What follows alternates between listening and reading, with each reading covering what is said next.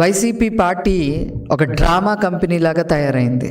రాజధాని విషయం మీద పూటకొక మాట మాట్లాడటమే కాకుండా మొన్న ఉభయ సభల్లో రాజధాని క్యాపిటలే సిటీ అమరావతి అని చెప్పి పాస్ ఆన్ అయినప్పుడు కూడా వైసీపీ పార్లమెంట్ సభ్యులు ఇష్టం వచ్చినట్టుగా మాట్లాడారు. కొంతమంది ఇప్పుడు అమరావతి పేరుతో ఒక దోపిడీ జరగబోతా ఉంది అని చెప్పి వైసీపీ నాయకులు, ముఖ్యంగా జగన్మోహన్ రెడ్డి గారు మాట్లాడుతూ ఉన్నారు.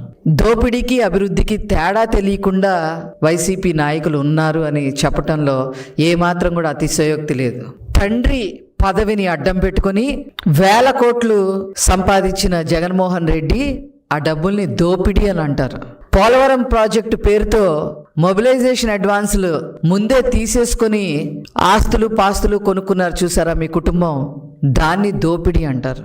వెంకట నరసయ్య అనే ఒక చేనేత వ్యక్తిని ముగ్గు గనుల కోసం హత్య చేసి 1000 కోట్లు సంపాదించారే, దాన్ని దోపిడీ అని అంటారు.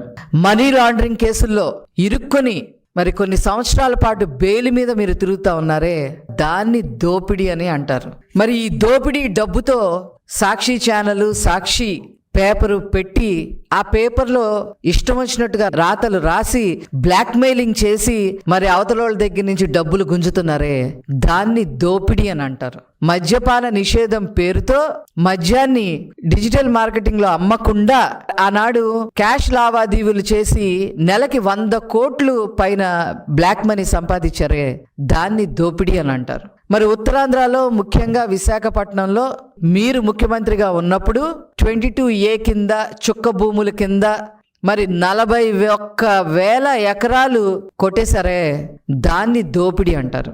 అదేవిధంగా ఎర్రచందనం అడవుల్లోకి వెళ్ళిపోయి పందికొక్కుల్లాగా ఎక్కడ ఎర్రచందనం చెట్టు ఉంటే అక్కడ నరికేసి స్మగ్లింగ్ చేసి డబ్బులు సంపాదించారే, దాన్ని దోపిడీ అని అంటారు. అలాగే ఇసుక మాఫియా, అదేవిధంగా పేద ప్రజలు పొట్ట కొట్టే విధంగా సెంటు పట్టా భూమి అనేది తీసుకొచ్చి మరి గవర్నమెంట్ సొమ్మునే మరి కొట్టేశారే, దాన్ని దోపిడీ అని అంటారు.